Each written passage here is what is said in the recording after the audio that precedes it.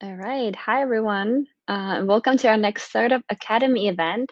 We'll get started in about 1 or 2 minutes. I just see a couple more people are logging in, so we'll give them a few more minutes. Yeah, and then we'll kick things off.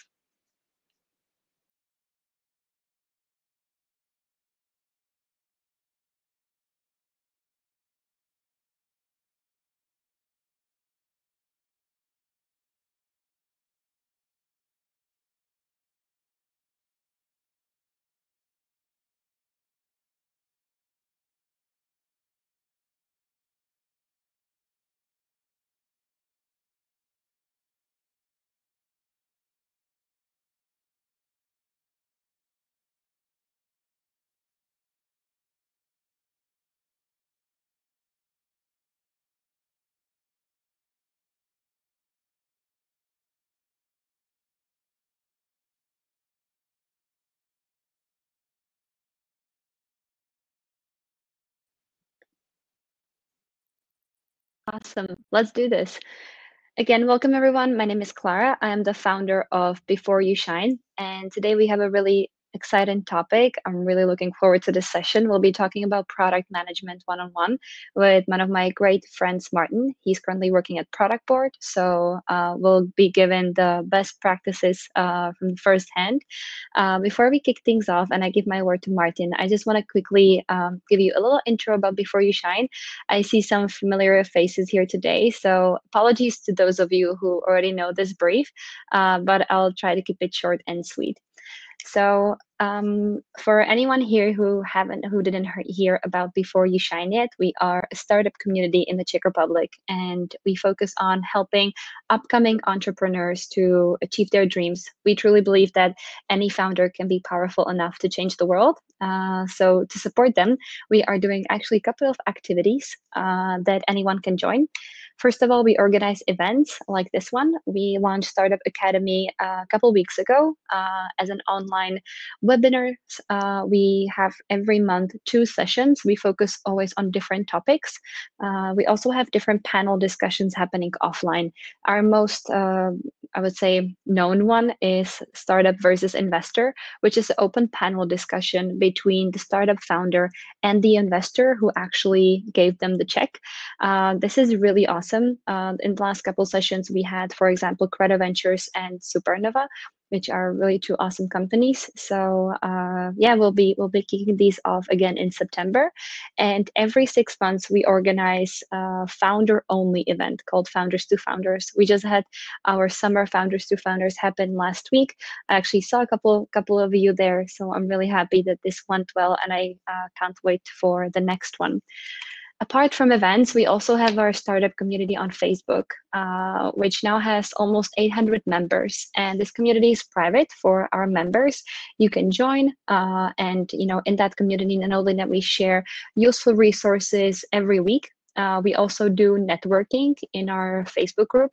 So you can sign up for our Peer Connect, where we will connect you once a month with someone really interesting from our community. So you can meet your next co-founder, you can meet your next employee, or even your investor in our community. So I really recommend you join. And of course, you can chat with all the other startups that are already there. Apart from those two activities, we also have mentors. These are available on our website. We have people, amazing, talented, coming from all these different companies that are ready to help you. They all basically consult with us pro bono. So you can just, if you have any questions, they're really happy to help you. So I encourage you to reach out if you ever find yourself wondering what's your next step. Yeah, and lastly, we have startup internships. This is probably my favorite program that we started so far with Before You Shine. We decided that we're not only going to help the upcoming founders to reach their dreams, but that we are going to help the people who actually want to become part of the startup scene and who want to change their career. So we were able to actually place already a couple of our interns into startups, which I'm really happy about. So in case you're looking for for extra help, whether it is in administration, in sales, marketing, or even in product, feel free to reach out. I'll be really happy to connect you with our amazing Bara. She's in charge of all our internship activities, and we can definitely figure something out. For all the activities, all the events, everything we do, you can go to our website. We post everything there, or you can just follow us on Facebook or Instagram. We try to share all information everywhere so that you can be in touch when there is a new event coming, any new activity or program. Awesome. So I should already be joined by Martin here today. Martin, are you with me?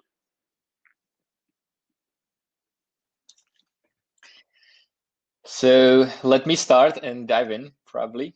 Hello, I'm Martin. I can see many familiar faces here as well, but I will introduce myself briefly anyway. Just let me find the right screen. So hello, I'm Martin. I'm coming from productboard, a company focusing on the needs of product managers by providing them tools and best practices. And today I'm excited to share a bit about product management and the early best practices and what you should know about product management. I'd like to thank Clara for having me. This is quite an honor to be here in the series of Startup Academy. I have prepared a few areas to talk about, just to illustrate what is the world of product management about and what is also job of a product manager about, because it's quite difficult to explain, and I failed many times when I tried to explain it to my family. But today I would like to cover very briefly what is product management, what is product excellence framework that we created at productboard. I would like to talk a bit about the process. That's a frequently asked question. What is the take on a product process and what are the best practices there? I will briefly cover what is the job of product manager, so what I'm actually doing the whole week, and then talk about different product decision making. So that's one of the areas that is very often mistaken by early product managers, and they believe that they are CEOs of the product, and I would like to prove them wrong a little bit. And lastly, few resources that I recommend to follow, since it's really difficult to shrink everything in 20 minutes and 40 minutes Q&A afterwards. So I would like to share a few tips where to continue if you want to learn more about product management and stay updated with the latest trends. And let me dive in into what is actually product management. So if you look at product manager's job, the ultimate responsibility is to make sure that you are building the right thing. And to do that, you need to somehow formulate what needs to get built and what's in the product backlog.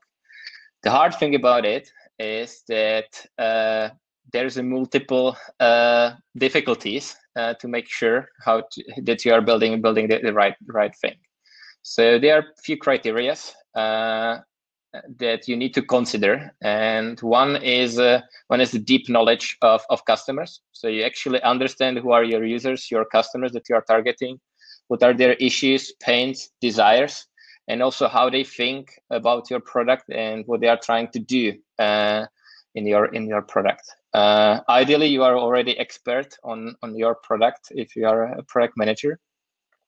And then you are using different signals or data. And there are two types. There are quantitative data, which can come from user research. And then there are, quantitative coming from product analytics. And then they are qualitative, for example, coming from user research.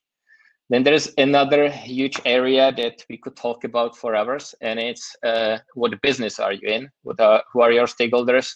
What are the constraints that you have given by the character of a business or your company situation? And then the last but not the least, maybe the most important one, is what is the market and industry you are in, who are your competitors, who are current trends, what are customer behaviors if we are looking at current situation where the world is fighting with pandemic. So we can see that there are changes in behavior of customers, and also what are their expectations. So there's quite a lot of things that you have to consider when you are trying to make sure that you are building the right thing. But there are tools there to help you to get from that overwhelming world that I just painted. Let me start with our approach to product management. We have created this framework called Product Excellence. You can go and Google it, or just visit our website. And we try to make sure that our customers, but not only them, are actually creating the right products, and they are creating them faster, and they actually have an impact. So they are building the products that actually matter to them, to their customers, but matter to them as well. And our goal is really to align everybody on the best practices, because we can see that the world is fragmented here. There are different ways how to do product management, and product managers are struggling with finding the right best practices. And we can see that there are three components as a cure to this disease that I just described.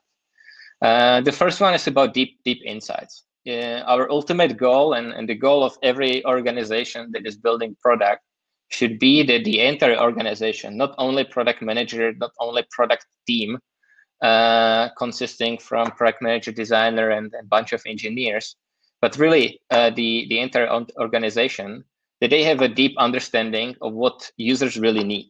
And it's crucial when you are building the product, but also when you are communicating what you just built, when you are talking to customers on the support, or when you are having a sales conversation with your prospects. The other component here, the blue one, is the strategy. So making sure that entire organization, everybody who is working on the product, or just supporting you by their role, that they are aligned around key strategic objectives. So they know what is the current focus, they know how are you measuring it, and they know what are the steps that you want to take in a midterm. And then the last piece is execution. So once you have these two components, you can actually go and make sure that everybody across the organization is invested in that common vision and is marching towards that. It's not binary, where we would say you are aligned or not, but we created this matrix, this 5 stages of product excellence. I know that the font is super tiny, and that's the reason why I put a link here. So you can go to productboard.com/product excellence to actually go and explore a bit more about product excellence. It's a great guidance for people starting in product management to actually assess where they are, and it also provides them a bit of a guidance on how to mature their organization and their processes. Before I dive into those processes that I mentioned, let me emphasize a little bit on making sure that you are building the right thing. So here's the research made by Battery, which is quite drastical if you look at it.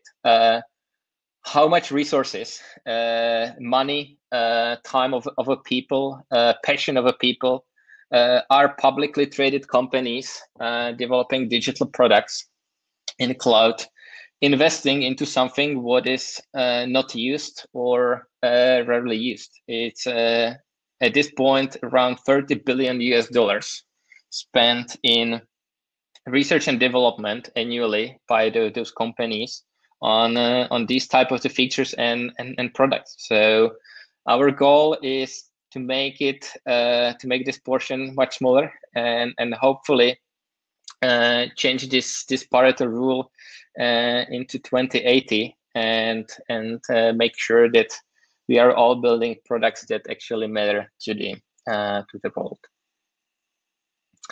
So let's look into the process, and I will start with the one that is probably familiar with the most of you if you are imagining how to build the product. So I mentioned this strategic vision.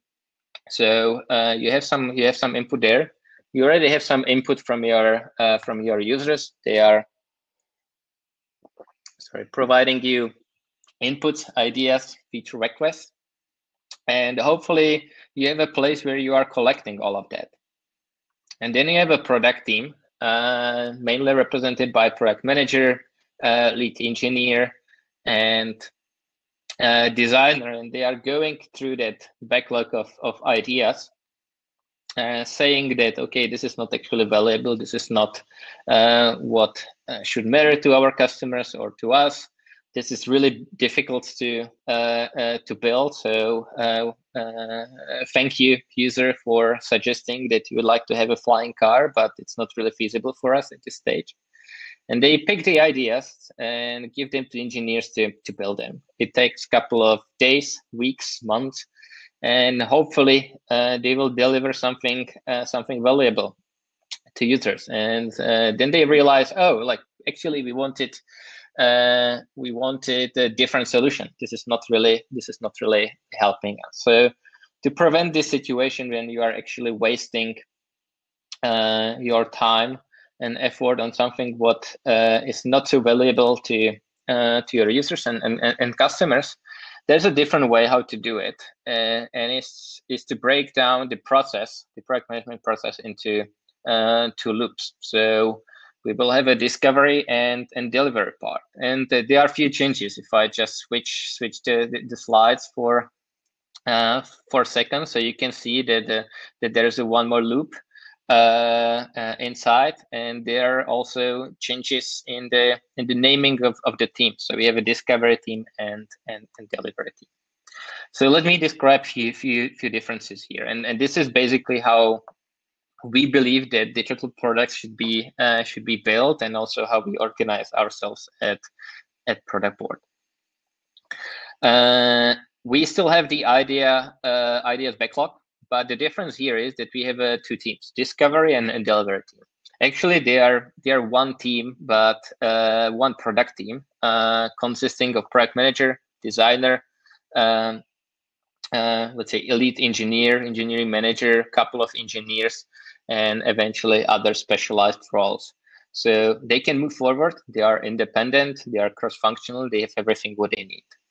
The discovery team is just a subset of this team, and they are here to make sure that the ideas that will actually make it to that delivery phase, to the development backlog, are the right solutions and also right problems to be solved behind them. So here they get ideas, they get challenges that they would like to tackle. They will go and prioritize them because they can already see that some of them are probably a bit more promising than the others. And through the process that I will walk you through in a second, they will go and actually shorten that loop by talking to users and validating the user needs that they have and early stage solutions with them. So you can see that the loop is much shorter. There can be many iterations in there, and also it's shorter in the real life. So if you compare those two loops, the value that you are delivering to the customers is delivered much faster if you actually go and validate it early with your customers. And let me kind of like walk you through the discovery process that I personally follow and love. And it's breaking down the challenge that we have. And the challenge can, for example, be that we would like to improve the retention of our product. So our customers are leaving us. We don't know why. And this is our challenge that we would like to tackle as a product team. So at this point, We can go and come up with many ideas how to improve it, but we don't know much. We have to realize that only thing that we know is that we don't know. And there's very often a mistake that we can see when we are looking at companies that are not really mature in their product management discipline. And also if we are looking at junior product managers. So very often they skip those first two steps and they will start with ideation. So they got a challenge by the leaderships from the founder or anybody else, and they will go and throw a bunch of ideas and try what actually sticks on the wall. So that's not the approach that I would recommend, and I would recommend to spend a bit more time in actually understanding what that challenge is. So starting with understanding, and there are multiple angles. There is that qualitative angle, so we can go and conduct the user research, talk to a bunch of customers, prospects, people who are in the target audience. We can go and learn from the market situation, pull a bunch of research from the market. We can go and look at our product. How are we doing? What is the product analytics? What we can learn from the current usage, and just go and listen. At this point, it's about understanding. So be like that mushroom who is soaking the water, and you are soaking the knowledge at this point. And then it comes to the most important part of product management, probably if you look at the daily job, and also the most difficult one. So I personally struggled with that for a couple of years, and I still think that I'm not good enough at this. And it's about framing the problem. And sometimes it's just one sentence, but you really have to nail down everything what you conducted so far, and sometimes it can be 10 pages of documents, and you are really trying to describe what that problem is that you are trying to solve. And it needs to be super concrete, because then you are going to come up with ideas, and you have to instantly check whether it's going to contribute to actually solving that problem. So sometimes there's multiple problems, and you just have to pick one that you actually go and try to solve. And then you go through the process where you are trying to be very creative. You ideate what those solutions could be. You go and prototype them, whether it's in your favorite design tool, or whether you go and build a proof of concept directly in your product and show it to your customers. And you go and test it with real people to actually make sure that the solution that you want to build in production quality. So then you start caring about performance, scalability, and many other problems that engineering teams have. So just to make sure that you are building the right thing, and it's all happening in that shorter loop.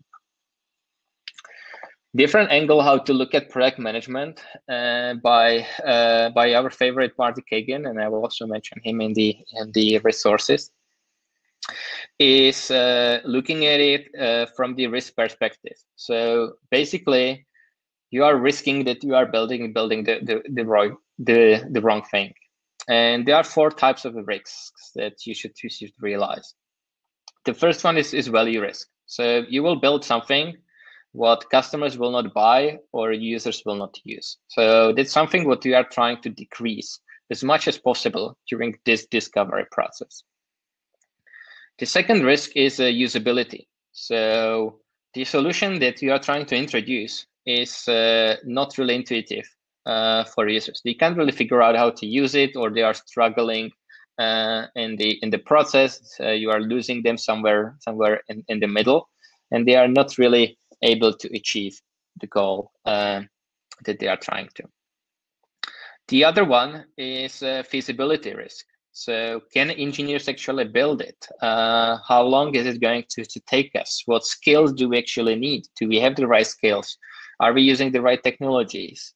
Do we know how to use them, etc. You ideally want to move quickly forward, and therefore you are trying, especially if you are building a digital product, you are trying to have the iterative approach. So if you are if it's necessary to use the technologies that you don't know how to use, and you might need to find an engineer that is skilled on that, so it might be a problem for you, and quite a big risk that that it will take a long time, and you don't have that luxury very often.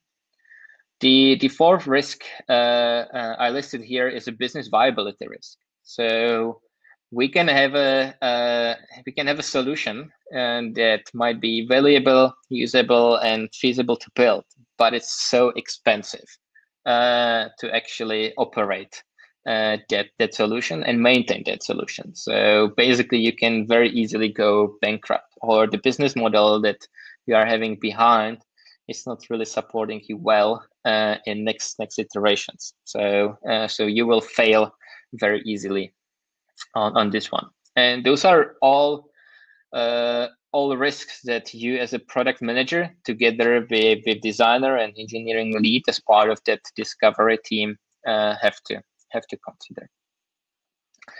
If you look at specifically in the job of a product manager, so I started this presentation with actually telling you how hard it is to explain what I'm actually doing on daily basis. I'm in product management for some time already, and I haven't been successful to explain it to my mom what I'm actually doing. She tried to ask me, so what is that thing that you do every day when you come to work, to the office? And my answer is like, it's different. Every day is unique. Every day there's a new opportunity. There's a new problem to solve. And there's a great research made by a McKinsey company actually showing you what our product managers doing and where they are spending a time. Other thing is that very often they are going to tell you that they are not spending enough time with customers or enough time on the product strategy, or enough time with designers to come up with the great solution, which is another part of this job. As you can see, basically, product manager or product management as a discipline, it's something like a mixed martial art, and product managers are mixed martial MMA fighters. If you look at it from this perspective. Also, if you look at stage of the company, very often product managers represent something like a default role in the company. So as you hire specialized roles like customer success, sales, support, product marketing, it's usually a product manager's job to do all those disciplines. So they have to be quite universal in terms of what they are doing and what are their skills. And previously, I mentioned that product managers are not really CEOs of a products, and it's kind of like a shortcut to the job that product managers are actually doing. And I would like to illustrate it with this diagram, that there are actually multiple levels of decision making in product management, and it's really important to understand them.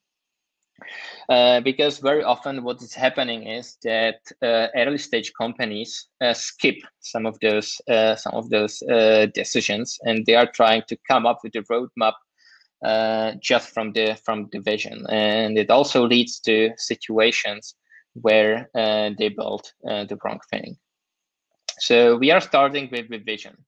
It's usually set by founders or C-level of the company, and it should communicate where the product is going to be in a few years, and what the impact is going to be on the market, customers, or the company itself.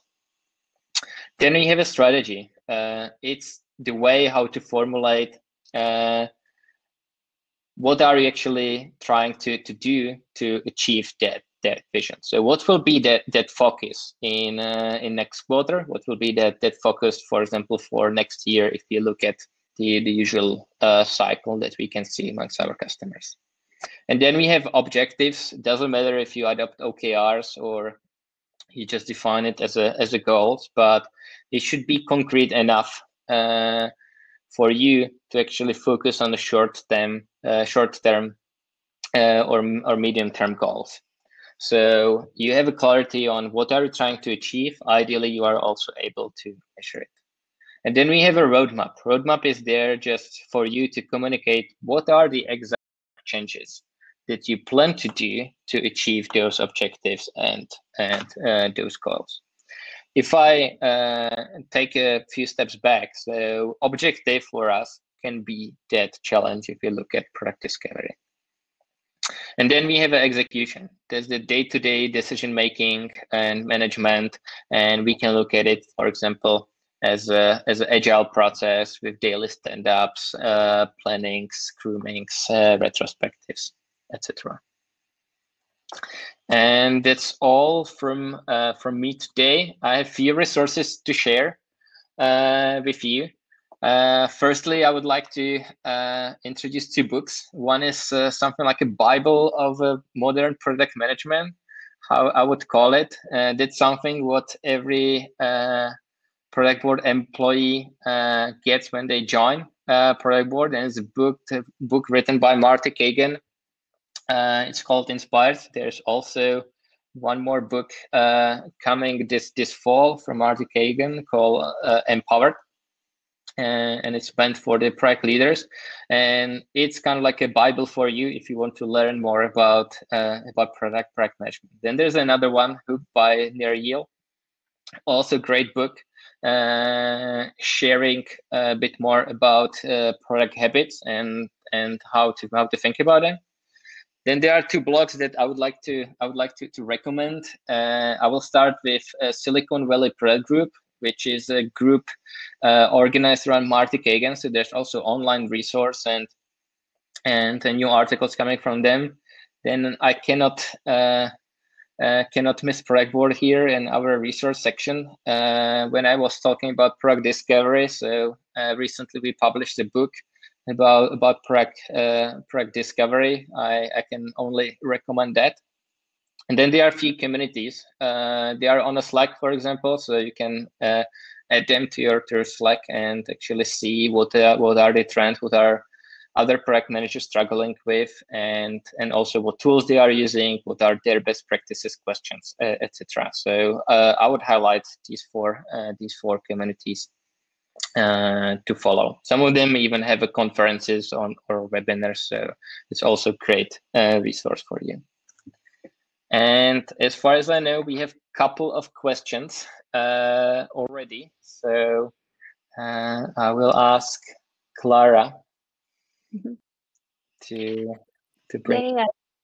Thank you, Martin, so much. That was really amazing. And we actually had a lot of questions submitted during the registration when our community was signing up for this event. So we decided to divide them into a couple of blocks. So we'll go through some of your questions on the role of product manager. We have a couple questions around product itself, around feedback, and about your learns, Martin, your learns from your past experience in your job. So what are some, let's start with the role of product manager. What are some of the requirements for the job, right? What is, how can you actually become a product manager? Tough one from the beginning. So if I, for example, look at our product management team, and I mentioned previously that it's kind of like a mixed martial art. So you can come from basically any angle. So product managers are usually sitting in the center of the organization. So we have people who are coming from business background, and they studied business schools. We have people who started early, building their company, so they have entrepreneurial background. We have people coming from engineering, coming from support, customer success, and through, let's say, solution architects, they make it to product management. you have people coming from design, you have people coming from marketing. So I think there's probably no discipline that would kind of like disqualify you from being product manager. Very often people think the technical background is a requirement. I would like to say that it's not, and probably not even third of product management team at productboard has technical background. Awesome. That was actually going to be my second question. So Sorry thank you about so it. much. No worries. I'm really happy you said it, because I feel that a lot of people assume that they need to have a technical background in order to be able to kind of transfer to product. What would you say, if, let's say somebody wants to become product manager, what are actually the key skills, right? Not their experience, but the skills they should learn in order to be a good product manager? Mm-hmm. So the skills that I'm personally looking for when hiring product managers is that person needs to be smart. So like generally, like you need to absorb a lot. You need to be organized a little bit, because you need to switch context very often. So like if you are just messing around, so if you are complicating the life of others, and then most likely will not be that successful. And then it bit depends on the product that you are building. So there are certain analytical skills that are great and come handy in product management. Design feeling, if you are working on something. So if you appreciate art, that's a good start. It doesn't have to mean that you have to create the most beautiful mock-ups, but appreciation of that. And the one that is difficult to describe, but we are trying to ask about it anyway, is system thinking. So like actually thinking about be able to absorb the whole problem and be able to decompose it. That's something what is really difficult to kind of like learn about, but you can go and read about it. But there are few ways how to get more perspective on a problem, and then you can practice your skills there. So just when you get a problem, so think about it a bit more holistically, and what are all those perspectives that you can have when you are looking at the problem. So kind of like a thoughtful person, smart. Another angle that is important when talking to customers is empathy. Mm-hmm. So being empathetic is quite important for product manager. But yeah, it's kind of like we're looking for a unicorn very often. So Yeah, as you can see. absolutely. And what would you say are kind of like the most three important things that you have to keep in mind as a product manager when you're building great products? I think what you mentioned, like being able kind of to like zoom in on a problem and then like zoom out and see the big picture, right? See the whole system, that kind of, the puzzles fall together. I think that would be definitely one of them. But are there any other things that come in mind that you kind of always have to keep in the back of your head? So zooming in, zooming out, as you pointed out, is important. Waking up every morning with a check-in that, okay, this is a problem that I'm going to tackle today, this week, and is it actually the right problem that I'm tackling, or is there any other? That will be another one. And the third one, so you are not alone there. You have a whole team, so also excite others about the problem, about the solution. Excite others about customers and their problems. Very often we can hear that engineers never seen a customer in their journey with the company. So shortening this and excite others, and kind of like be the real leader of a team, that's also quite important. Absolutely, not to be too much in your head, crunching the different hats that you have to wear, but always talking to people. Yeah, Yeah, I yeah. think that's really important as well. Um, we have a question about how you stay up to date with product management evolution, best practices. You actually mentioned a couple of great resources, but we have a question in Slack from Ivanka regarding any good Twitter accounts you would actually recommend to follow. Ooh, Twitter account. So it's it's quite difficult for me to get up to date. So like I handpicked some of the resources that I'm a big believer of. I don't use Twitter on a daily basis, so I believe that all of those communities also have a Twitter account. Mm, We also do have a Twitter account where we are also very often sharing other resources, not only ours. We are not able to produce mm, so many articles and content.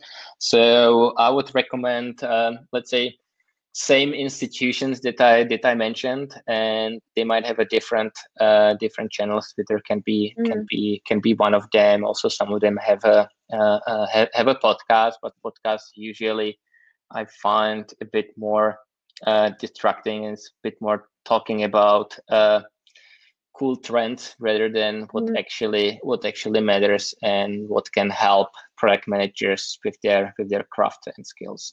Mhm. Absolutely, absolutely. Thank you. Let's move on to more product related questions from the role of the product manager. So, how many product managers do you actually have at Product Board, and what are the tools that you use for product management, Mhm, both for gathering feedback, communication, your tasks, etc., mhm, etc. mhm, mhm. So looking at product board, we have 10 product managers right now, but it's not enough. We are a company of 200 people, so so like ideally for us, it would be somewhere around 15 product managers right now. And in terms of tooling, so there's probably no surprise that we are using product board as a product manager, but there are few other, let's say, general collaboration tools that we are using. So we are big fans of Slack and Notion. On the design side, we are using Figma. On the engineering side, we are using Jira to organize our tasks, and then specific technologies and toolings to support it.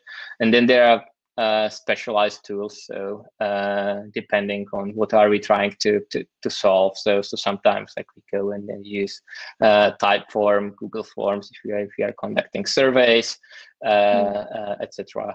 etc. A few hacks how to record and transcript calls with customers, etc. So Mm-hmm. just to make our life easier. But this is a core that I presented. I have it here on the tab, so I will just add a looker from the product analytics perspective.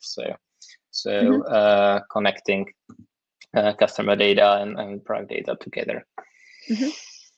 Awesome. And what are some of the MVP techniques you use? And what are the cases when you actually want to, see if the feature you're planning to work on makes sense, and how you measure the results when you do these experiments?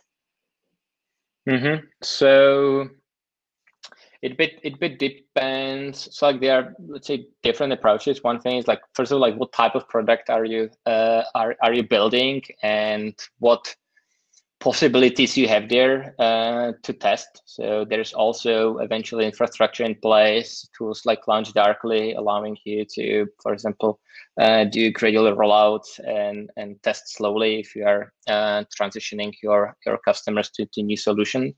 I would point out that test early. So MVP can be created in Figma, and you can just present it to customers and validate really quickly if it makes sense to them.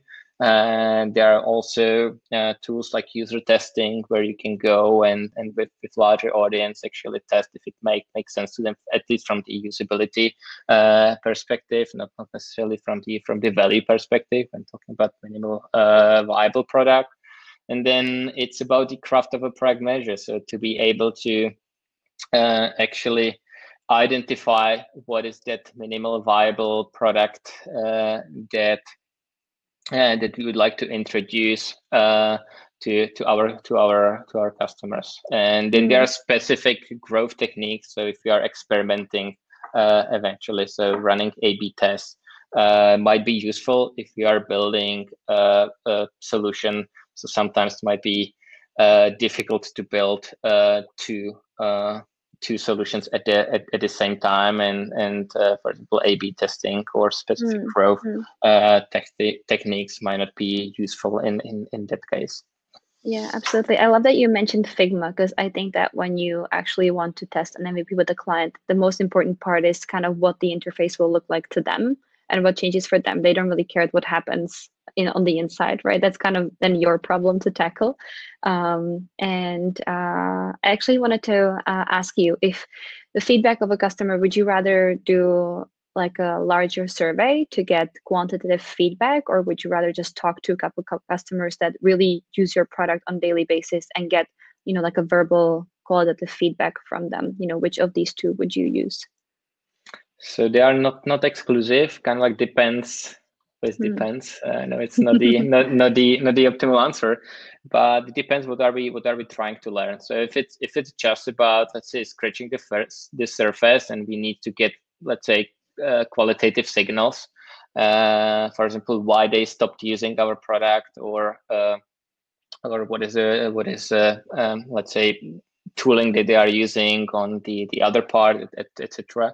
So survey might be useful, but usually you don't have attention.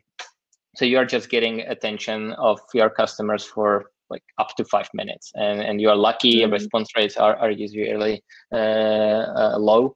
So if you really need to dive into something and really collect deep user insights by asking why 5 times is one of the techniques that you can use there. So most likely you will have to go and call your customer and set up a call with them.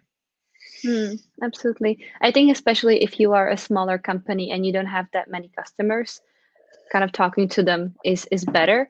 But you also always have to be careful on what type of customers you're talking to, right? Because there is always your really target market, and then there are those who are kind of testing your product and it might actually give you feedback that will be distracting. So I think it's always, as you said, it always depends. I would just add to it that like it can be misleading if you are asking wrong people. There is a story behind productboard. The productboard is around for some time already, but started scaling in, let's say, last 2 years quite a lot. And Hubert and Daniel, as founders of productboard, they actually interviewed nearly 1,000 people in first 2-3 years to actually make sure that they are solving the right problem. So like I would like to emphasize, especially in early phase, to go and talk and try to understand your target audience, what are their needs and problems.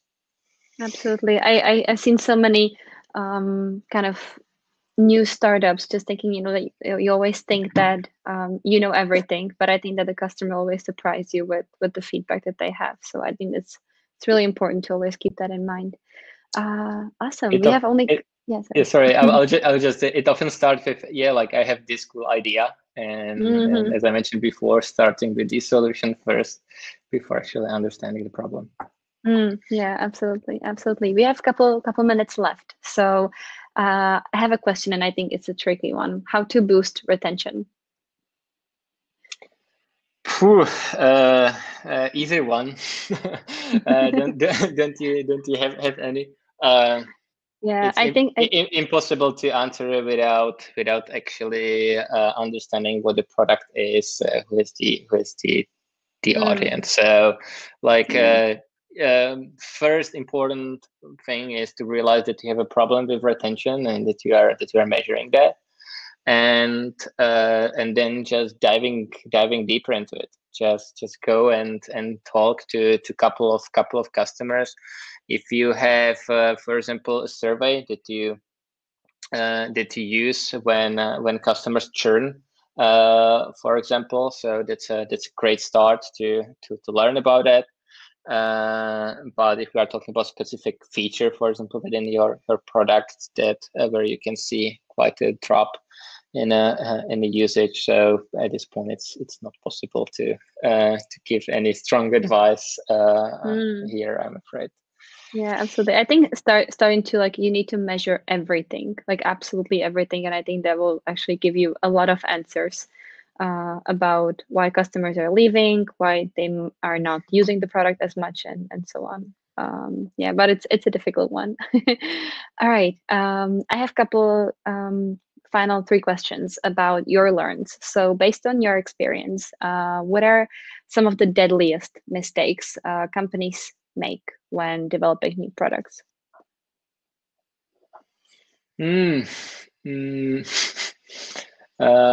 Different failures, different scenarios. I described one, and it's starting with solution.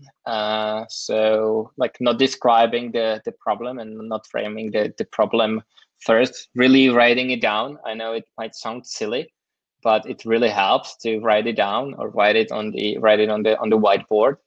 And actually make sure that, okay, is the wording right? Is it the right problem? Ask others, like, is this the right problem to solve? Should we reframe it, etc. That's one of the most deadliest ones, because like if you don't have a deep user insight, so most likely you will build the wrong thing, and then it's also difficult to get back on the track. Because you already lost your customers very often. In bigger organizations, very often it takes a very long time to execute on idea, and that's also why many startups are here to kind of like be those champions there, introduce new products quickly, and be innovative. Absolutely. And what do you think is like the number one mistake or wrong thinking you've seen in founders when it comes to product? That they think that they know it all.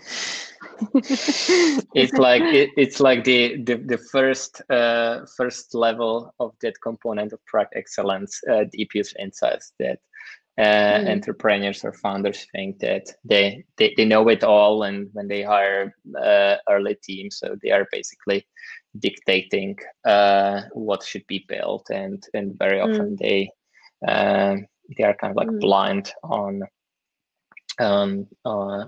this topic. Yeah, absolutely. All right, my final question for you today will be, if you have any advice on hiring the first product manager and handing over the responsibility to her or him of the product that you built. Yeah, so very often it's like handing over a baby. So maybe like start slowly, as I described the